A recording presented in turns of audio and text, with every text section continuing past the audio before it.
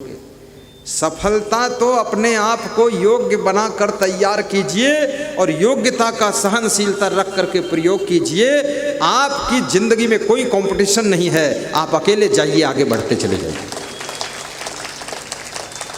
अब योग्य बनना नहीं चाहते, कोई मतलब ही नहीं। मैं निवेदन करूंगा आपसे, आप घर में भी हैं तो भी आपके अंदर बहुत सी कलाएं आनी चाहिए। रोटी बनाना आता है, पूड़ी बनाना नहीं आता है। पूड़ी आता तो पराठा नहीं आता है। पराठा आता तो आलू बंडा नहीं आता है। आलू बंडा आता है तो कचौड़ी बनाना नहीं आता है। कचौड़ी बनाना आता तो पकौड़ी बनाना नहीं आता। अरे टोटल ज्ञान होना चाहिए, टोटल पूरा मर्मज्ञ बनो।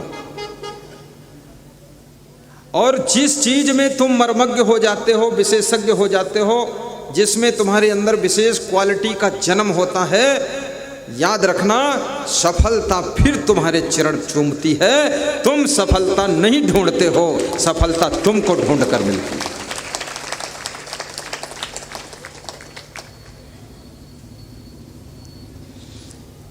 कितने लोग बहुत थोड़े में अटके वटके रहते हैं, बोलते बस ठीक है।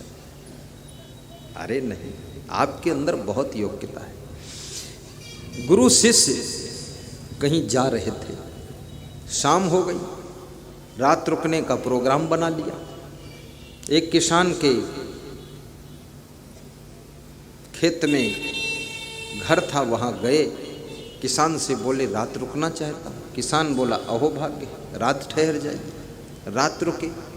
किसान ने पूछा कुछ भोजन करोगे महाराज? बोले भोजन की इच्छा नहीं। बोले दूध पी लो थोड़ा थोड़ा। दूध पिलाया। किसान से गुरु ने पूछा कि परिवार कैसे पालते हो? ये खेत किसका है? बोले खेत अपना है महाराज, 20 एकड़। बोले इसमें तो घास लगी, कोई फसल नहीं। बोले खेती नहीं करता हूँ, एक भैंस है, उससे काम चल जाता है। तो महात्मा ने सोचा एक भैंस में अटक गया याद। महात्मा सो गया, किसान सो गया। 3 बजे महात्मा सुबह उठा, शिष्य को जगाया और कहा आज एक काम कर, मेरी आज्ञा है, इस किसान की भैंस खोल ले तू और इसको चुरा कर ले चलना है। शिष्य ने कहा गुरुदेव जिंदगी भर आपने कहा था चोरी करना पाप, और फिर आप कह रहे हो भैंस चुराना, मैं तो नहीं चुराऊंगा। बोले गुरु की आज्ञा शिरोमणि होती है, ये चोरी में भी पुण्य होगा। बोले चोरी में पुण्य कैसे होगा? गरीब आदमी भैंस से पूरा परिवार पल रहा हो, भैंस हम चुरा लेंगे तो भूखों मर जाएंगे। बोले तर्क नहीं करना चाहिए गुरु से, तो भैंस खोल। शिष्य श्रद्धावान था, भैंस खोल लिया। गुरु शिष्य दोनों भैंस चुरा कर ले गए। किसान सवेरे 5 बजे उठा, देखा ना भैंस है ना वो साधु लोग हैं। इसलिए अनजान अनजान साधु को रखना मत, नहीं तुम्हारी भैंस ले जाएगा। भैंस नहीं पाएगा तो तुम्हारी रजाई उठा ले जाएगा।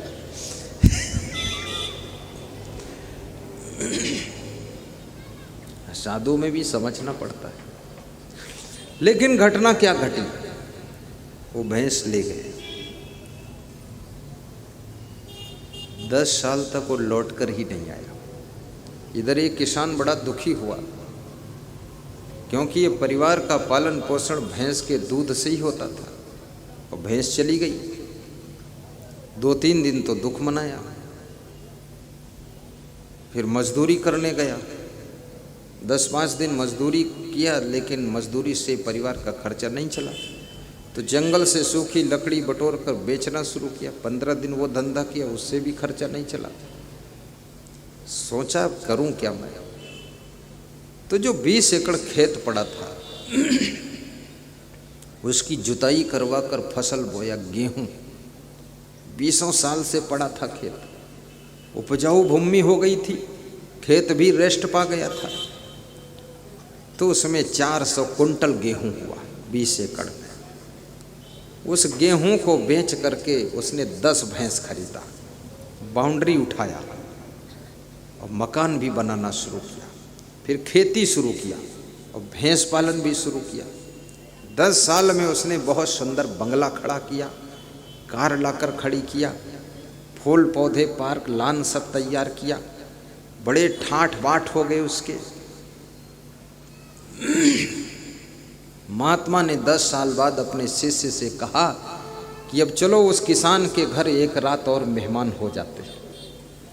शिष्य ने कहा गुरुदेव पिटाई होगी, खाम खा क्यों जाओगे? एक बार गए तो भैंस चोरी करके लाए हो, अब जाओगे तो पीटेगा फिर किसान।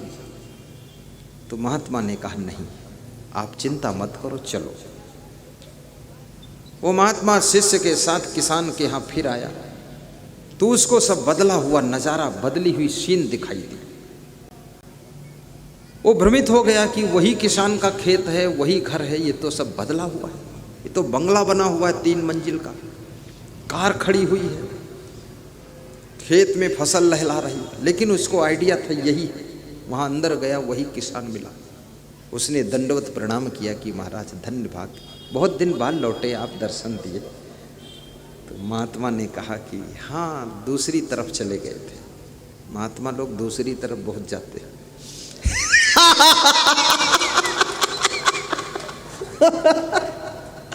वो दूसरी तरफ गए।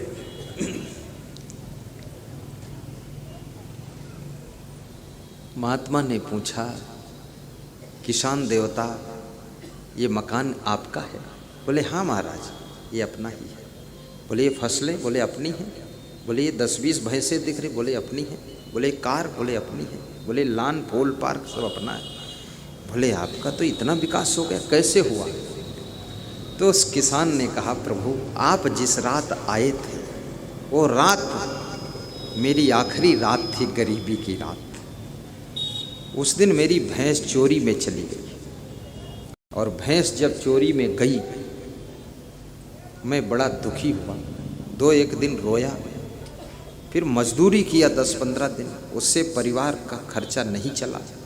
फिर जंगल की लकड़ी बटोर कर बेचा 15 दिन, उससे भी खर्चा नहीं चला। दुख बहुत हुआ।